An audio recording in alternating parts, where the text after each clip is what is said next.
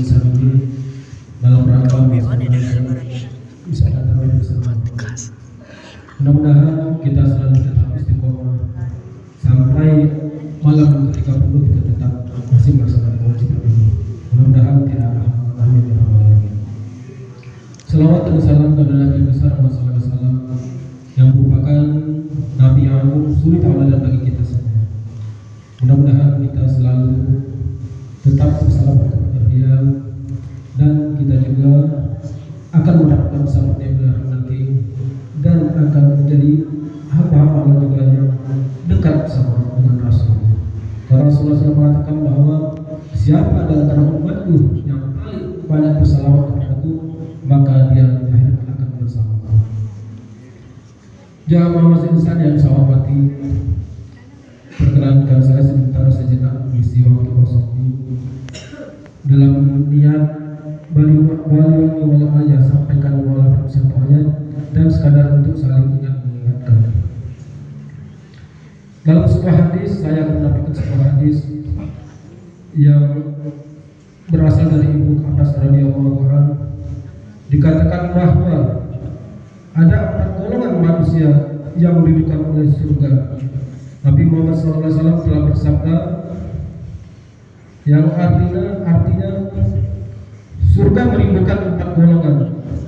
Yang pertama, orang yang membaca Al-Quran, yang menjaga lisan atau ucapan. 3, memberi makan orang lapar dan puasa di bulan Ramadan. Hadis dari Abu Dawud dan Tirmidzi. Yang pertama adalah orang yang gemar membaca Al-Quran. Ta'alil Quran. Golongan pertama adalah orang-orang yang lisannya senantiasa dinugerahkan untuk membaca kalam Allah Subhanahu wa taala setiap waktu dan kesempatan yang ada, bahkan saat lapang maupun sempit. Selain diridhokan oleh surga, orang yang rajin membaca Al-Quran hatinya akan menjadi tenang. Sebagaimana firman Allah Subhanahu wa taala dalam Quran surat Al-Rum ayat 28 sebagai berikut, yang artinya orang-orang yang beriman dan hati mereka menjadi tentram dengan mengingat Allah. Ingatlah, hanya dengan mengingat Allah hati menjadi tentram. Quran surat Al-Rum ayat 28. Berdasarkan ayat di atas, dengan mengingat Allah yang Maha Pengasih dan Maha Penyayang, maka hati akan menjadi tenang. Jika dimaknai lebih dalam, Al-Quran adalah obat hati bagi manusia agar hidup bahagia di dunia dan di akhirat.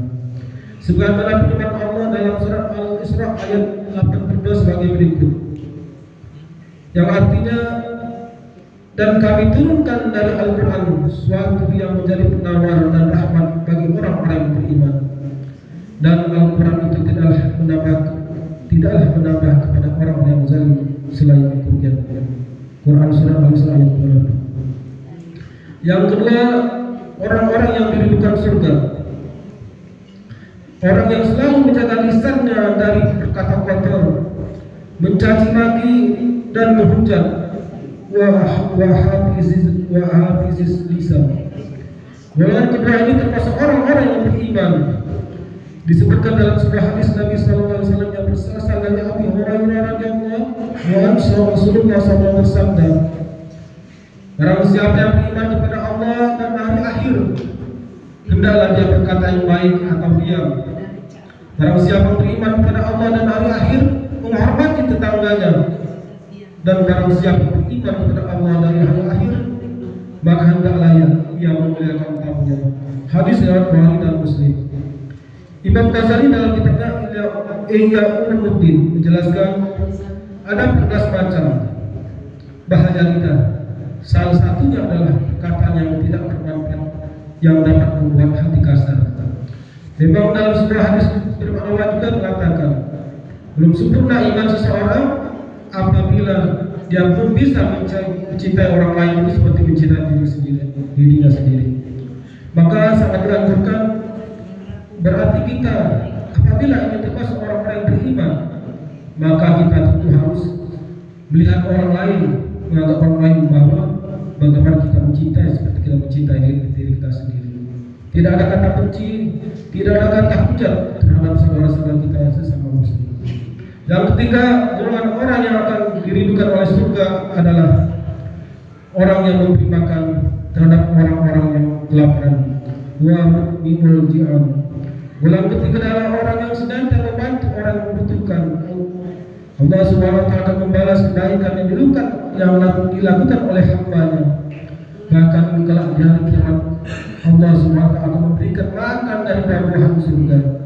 Dalam sebuah hadis yang diriwayatkan oleh Tirmizi, Rasulullah SAW bersabda yang artinya, siapapun mukmin memberikan makan minum yang mukmin, siapapun mukmin memberikan makan minum bagi orang yang kelaparan, pada hari kiamat nanti Allah akan memberinya makanan dari buah-buahan surga.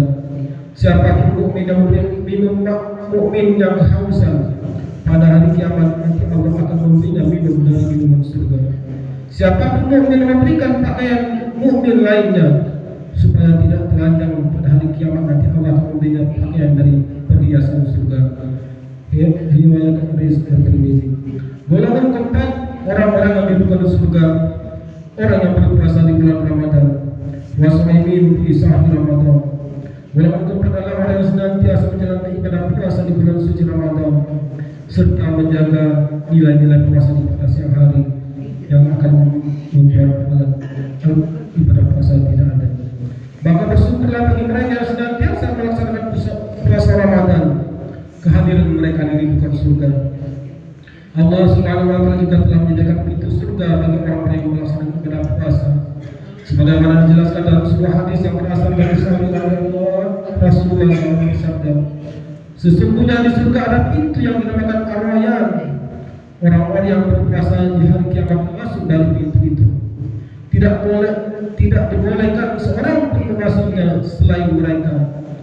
Lalu dikatakan, di mana orang-orang yang berpuasa? Mereka pun bangkit, tidak ada seorang pun yang masuk kecuali dari mereka. Ketika mereka telah masuk, pintunya ditutup dan tidak seorang pun masuk lagi. Hadis riwayat Bukhari dan Muslim. Jamaah masjid yang saya hormati, inilah empat golongan orang-orang yang dirindukan surga. Mudah-mudahan kelak ketika kita memenuhi panggilan Allah, kita akan termasuk golongan yang empat ini. Dan mari kita senantiasa selalu untuk melaksanakan kewajiban kita sebagai hamba Allah Subhanahu wa taala. Mumpung masih ada kesempatan, mumpung masih ada waktu, mumpung masih sehat. Karena kita tidak tahu, kadang-kadang ajal pun tidak memberitahu, dan karena kadang-kadang kita lupa bahwa kita akan memenuhi panggilannya. Mumpung kita masih diberikan kesempatan, begitu juga dengan dalam kehidupan kita sehari-hari, tentu kita akan mendahulukan untuk yang pertama adalah kita hablum minallah. Setiap yang kita lakukan, jika itu memang berhubungan dengan usul pada Allah, mari kita lakukan. Seperti sholat 5 waktu berjamaah di masjid, jangan pernah ketinggalan. Karena Rasulullah sudah mengatakan, di antara umat-umatku umurnya rata-rata antara 60 sampai 70 tahun. Waktu itu tidak begitu lama, terasa begitu singkat. Jikalau ada yang lebih dari 60 sampai 70 tahun usia itu pun tidak banyak. Itu kata Rasulullah sudah mengatakan. Jadi mari kita persiapkan diri kita masing-masing. Kita tingkatkan ibadah kita tingkatkan ketakwaan kita, agar kita kelak memenuhi panggilan Allah, kita masuk dalam golongan yang dirindukan surga. Demikianlah yang dapat saya sampaikan. Saya mohon maaf, mohon ampun kepada Allah Subhanahu wa taala jika ada kata-kata yang kurang berkenan ataupun yang melukai hati jamaah bersama. Saya mohon maaf dan saya ridho billahi. Wassalamualaikum warahmatullahi wabarakatuh.